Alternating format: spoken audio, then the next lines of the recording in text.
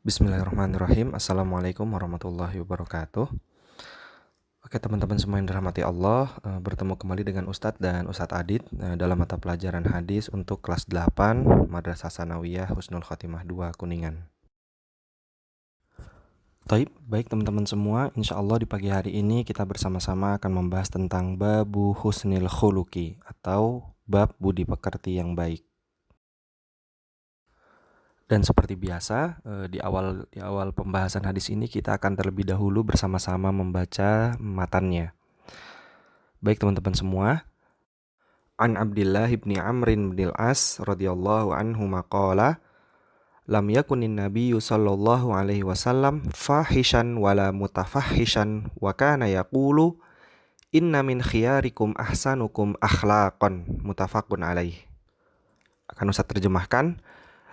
An Abdillah ibni Amr bin Al-As radhiyallahu anhu maqala, dari Abdullah bin Amr bin Al-As, semoga Allah meridhoi mereka berdua, dia berkata, lam yakunin nabiyyu sallallahu alaihi wasallam fahishan, bahwasannya Nabi sallallahu alaihi wasallam lam yakun tidak pernah fahishan, bukanlah orang yang keji, wala mutafahishan, dan tidak pernah berbuat keji. Wa kana yaqulu, dan beliau sallallahu alaihi wasallam pernah bersabda, inna min khiyarikum, bahwasannya yang terbaik di antara kalian ahsanukum akhlaqan, yang terbaik budi pekertinya. Muttafaqun alaih, atau diriwayatkan oleh Bukhari dan Muslim. Nah, tadi setelah kita bersama-sama membahas tentang matannya, sekarang kita bersama-sama akan membahas tentang mufradat atau kandungan kosakata yang terdapat di dalamnya. Di sini ada 4 kosakata. Yang pertama adalah fahishan, atau definisinya dalam bahasa Arab aziyadah alal haddi fil kalami sayyi, yaitu perkataan keji yang berada di luar batas gitu. Aziyadah atau alal had, di luar batas, fil kalami sayyi, dengan kata-kata yang buruk atau kata-kata yang buruk yang itu sifatnya keluar batas gitu, berlebihan. Juga yang kedua adalah al-mutafahish, yaitu al-mutakallif lil fahsh. Yang dimaksud adalah orang yang berbuat keji, dalam bahasa Arabnya al-mutafahish. Kemudian yang ketiga adalah ada khiyarikum, yang dalam bahasa Arab definisinya adalah afdolukum, atau yang terbaik di antara kalian. Dan yang terakhir adalah akhlaqun, yang definisinya di sini lumayan panjang. Halulin nafsi rasikhotun tasduru anhal af'alu min khairin aw syarrin min ghairi hajatin ila fikrin wa ru'yah. Jadi akhlak yang dimaksud di sini adalah budi pekerti, di mana definisinya secara panjang lebar adalah keadaan jiwa yang murni yang mempengaruhi segenap perbuatan baik atau buruk tanpa membutuhkan pemikiran dan pertimbangan. Jadi kayak semacam karakter gitu yang menentukan sikap seseorang apakah dia akan berbuat baik atau buruk, dan itu biasanya terjadi secara spontan, jadi tanpa membutuhkan pemikiran atau pertimbangan yang panjang gitu. Nah, tadi setelah kita bersama-sama membahas mufradatnya, kita akan beralih ke bagian yang paling panjang pada pembahasan hadis ini, yaitu pada syarhnya atau penjelasan hadisnya. Di sini dijelaskan, dzukira fil hadis annan nabiyya lam yakun lahul fahsh. Dzukira disebutkan fil hadis, di dalam hadis ini, annan nabiyya, bahwasannya Nabi sallallahu alaihi wasallam lam yakun lahul fahsh, ya, tidak pernah berbuat keji atau tidak pernah menjadi orang yang keji, khulqan, dalam hal budi pekerti, wala muktasiban lil fahsh, dan tidak pernah menerima kekejian atau tidak pernah mengizinkan atau bahkan memperbolehkan orang lain untuk berbuat keji. Jadi maksudnya Rasulullah sangat melarangnya. Walakin ya'fu wa yasfah, akan tetapi beliau justru memerintahkan kita untuk ya'fu wa yasfah, untuk saling memaafkan. Nah, fihil hathu ala husnil khuluq, di dalam hadis ini al-hathu, ada dorongan, ada motivasi ala husnil khuluq, untuk memiliki budi pekerti yang baik. Wa fadilatihi, juga di sini dijelaskan, di dalam hadis ini dijelaskan keutamaan budi pekerti yang baik. Wa bayanu man ittasafa bihi min ibadillah bi annahu khairun nas. Wa bayanu, dan ada penjelasan, man ittasafa bihi min ibadillah, yaitu siapa-siapa saja orang yang disifati sebagai hamba Allah, bi annahu khairun nas, karena mereka menjadi sebaik-baik manusia. Wa husnul khuluq yakunu ma'allah wa yakunu ma'a ibadillah. Dan akhlak yang baik ini atau budi pekerti yang baik ini harus diterapkan kepada Allah juga kepada para hambanya atau kepada manusia atau kepada ciptaan-ciptaannya. Amma husnul khuluqi ma'allah, sedangkan yang dimaksud dengan budi pekerti yang baik kepada Allah, fahuwa ridho bihukmihi syar'an wa qadron, yaitu ridho atau menerima bihukmihi syar'an, hukum-hukum syariatnya, wa qadron atau ketetapan-ketetapannya yang berkaitan dengan takdir hidup kita. Wa qala bilisani wa qalbihi, maka orang yang ridho kepada Allah ini akan mengatakan bilisanihi dengan lisannya, wa qalbihi dan dalam hatinya, raditu billahi robba, kalimat bahwa aku ridho bahwa Allah menjadi Tuhanku. Kemudian husnul khuluq ma'al khaliq yang dimaksud dengan budi pekerti yang baik kepada ciptaannya, fayuh sinu, maka kita harus berbuat baik.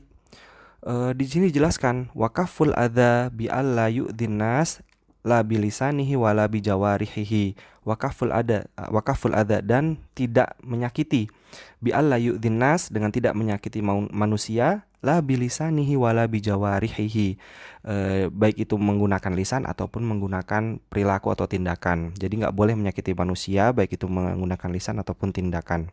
Wa badlun nida yakni al-ata, wa badlun nida dan memenuhi permintaan yakni al-ata atau memberikan bantuan. Wa talaqatul wajh atau berwajah ceria, memasang wajah yang berseri-seri.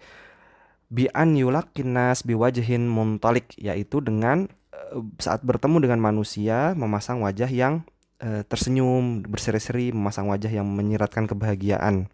Laisa bi abusin, bukan justru dengan memasang wajah yang masam atau yang murung gitu.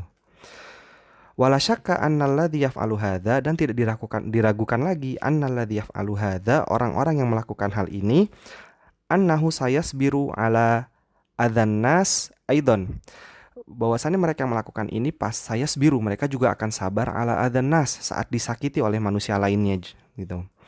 Jadi orang-orang yang melakukan ini pasti mereka juga memiliki tipe yang sabar gitu saat disakiti oleh orang lain.